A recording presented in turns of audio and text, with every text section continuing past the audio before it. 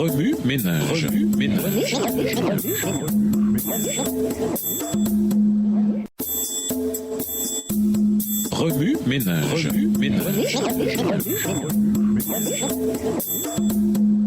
Bienvenue dans votre émission Remue ménage. Nous voilà à la leçon 13, allant du 17 au 23 décembre. Le caractère de Job. Tu le vois, sa foi et ses actes agissaient ensemble. Sa foi est parvenue à la perfection en raison des actes qui l'accompagnaient. Jacques 2, verset 22. Il n'est pas toujours facile de mettre notre confiance en Dieu lorsque des épreuves s'abattent sur nous. Quand nous souffrons, nous devons parfois faire preuve d'une grande foi pour saisir sa main. En dépit des tentatives de Satan de l'éloigner de Dieu, Job resta fidèle au Créateur. Pourquoi pas l'excellence?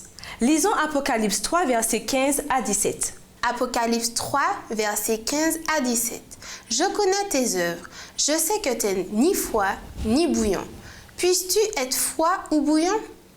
Ainsi, parce que tu es tiède et que tu n'es ni froid ni bouillant, je te vomirai de ma bouche.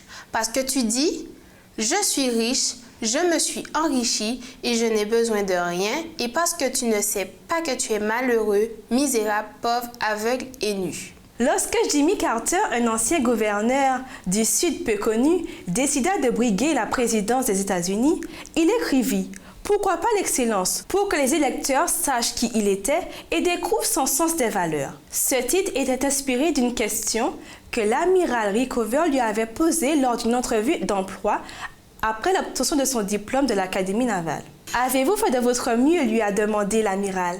D'abord, Jimmy Carter a répondu « Oui, monsieur ». Mais après réflexion, « Non, monsieur, je n'ai pas toujours fait de mon mieux. » Décrivons plus tard la scène, Jimmy Carter écrit « Il m'a posé une dernière question que je n'ai jamais pu oublier, à laquelle je n'ai jamais pu répondre. Il m'a dit « Pourquoi ne l'avez-vous pas fait ?» Dieu s'attend à ce que nous accueillions et maintenions l'excellence dans le caractère afin d'être irréprochables. Cependant, à en juger par la société aujourd'hui, de nombreux chrétiens ont du mal à conserver un caractère semblable à celui du Christ. En effet, pas un jour ou presque ne passe sans qu'on entende parler au sein même de l'Église de dirigeants qui briguent le pouvoir d'offrandes utilisées pour un gain personnel ou de membres d'églises divisées en raison des origines ethniques et sociales. Chaque jour, le tissu de l'excellence s'abîme, tant collectivement qu'individuellement. Dieu nous connaît comme il connaissait l'Église de Laodicée. Il veut que nous fassions de notre mieux. Cela se fait en deux dimensions. Premièrement, par une relation avec Dieu.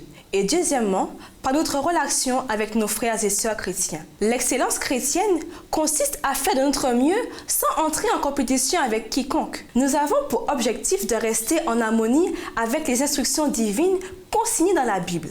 Les Écritures nous donnent l'avertissement nécessaire.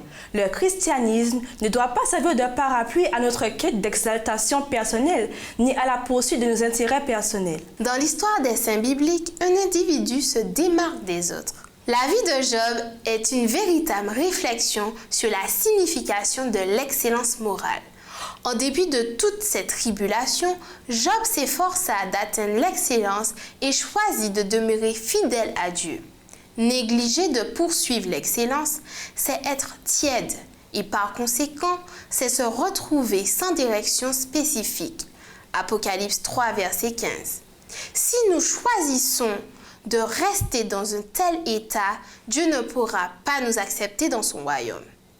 Tant et aussi longtemps que nous sommes en vie, poursuivons donc l'excellence. Utilise ta force à réaliser tout ce qui se présente à toi. En effet, on ne peut pas agir ni juger.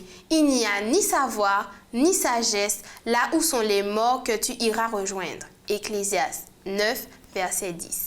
Cette semaine, notre étude portera sur le mode de vie et le caractère de Job, lesquels sont tout aussi pertinents pour les contemporains de ce fidèle patriarche. Au revoir. Et à demain si Dieu veut. Remue ménage. Remue ménage.